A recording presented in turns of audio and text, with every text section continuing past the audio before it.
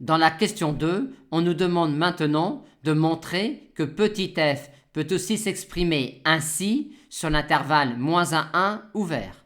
On sent ici une application des séries doubles, c'est-à-dire de la notion de famille sommable. Et pour cela, soit on va utiliser le développement en série entière de ln de 1 plus u, soit on utilise le développement en série entière de 1 sur 1 moins u. Notons que pour chaque x appartenant à -1, la série de termes général ln de 1 plus x puissance p converge, étant donné que c'est clair quand x égale 0 et que sinon, ce terme-là est équivalent à x puissance p, qui est le terme général d'une série absolument convergente. Maintenant, si on remplace ln de 1 plus u par son développement en série entière, valide quand u appartient à -1 ouvert, on arrive là. Arrivé là, si on pouvait valider que l'on a ici une famille sommable pour p antinaturel et n supérieur ou égal à 1, on pourrait alors écrire cette somme-là sous cette forme-là et on arriverait alors à notre expression de f de x sur -1 ouvert. On va maintenant montrer que cette famille de réels-là, pour p antinaturel et n supérieur ou égal à 1, est une famille sommable. Pour cela, on va calculer la somme des valeurs absolues de ces termes-là, et on a alors ici et là une expression de la sommation des valeurs absolues de ces termes-là, sommation que l'on envisage dans R plus union plus infini. Et il reste maintenant à valider que l'une des deux sommes est finie. On a ici la somme d'une série convergente équivaut moins ln de 1 moins xp. Il reste maintenant à valider que l'on a ici le terme général d'une série qui converge. Et c'est clair en distinguant le cas x égale 0 et x non nul dans -1 ouvert et en écrivant un équivalent de ce terme-là quand p tend vers plus infini.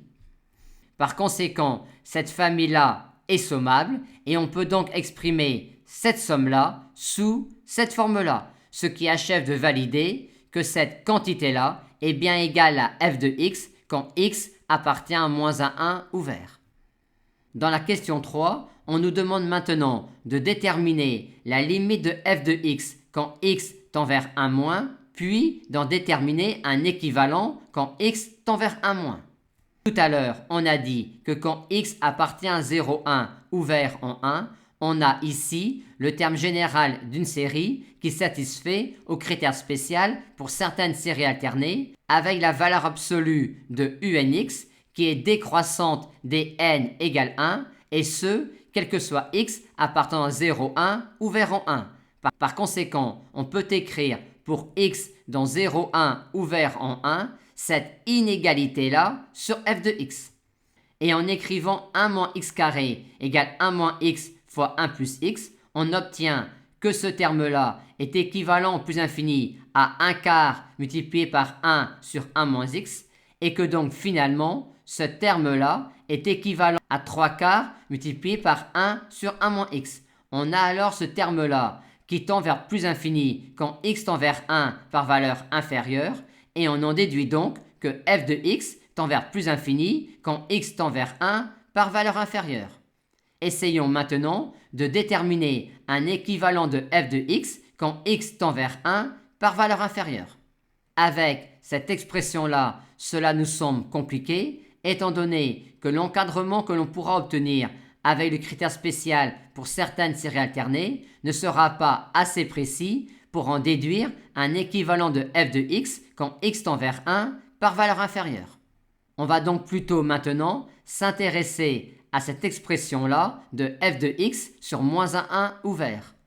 Et elle nous intéresse car pour chaque x fixé dans 0,1 ouvert, on a ici une fonction qui à t associe cette quantité-là qui est continue sur R et décroissante sur R. Par conséquent, on va pouvoir lancer un encadrement de f de x à l'aide d'intégrales quand x appartient à 0,1 ouvert. On peut donc écrire cela, quel que soit p antinaturel. Ensuite, T donne cette quantité-là, étant une fonction continue sur R et qui est équivalente en plus infini à ce terme-là, qui est négligeable devant 1 sur T2 quand T est envers plus infini, on en conclut que l'on peut intégrer cette quantité-là jusqu'en plus infini. On obtient alors par sommation cet encadrement-là de f de x. Et pour nous simplifier la vie et avoir ici et là la même intégrale, on va sommer cette inégalité-là uniquement pour p allant de 1 à l'infini et rajouter ensuite le terme pour p égale 0, ce qui nous donne cette inégalité-là. Ensuite, quand on effectue dans cette intégrale-là le changement de variable u égale x puissance t égale exponentielle t ln de x, on obtient tout de suite que cette intégrale-là est égale également à celle-là. Et vu que ln de 2 est négligeable devant cette quantité-là quand x tend vers 1 par valeur inférieure, on en conclut finalement que f de x est équivalent quand x tend vers 1 par valeur inférieure à cette quantité-là.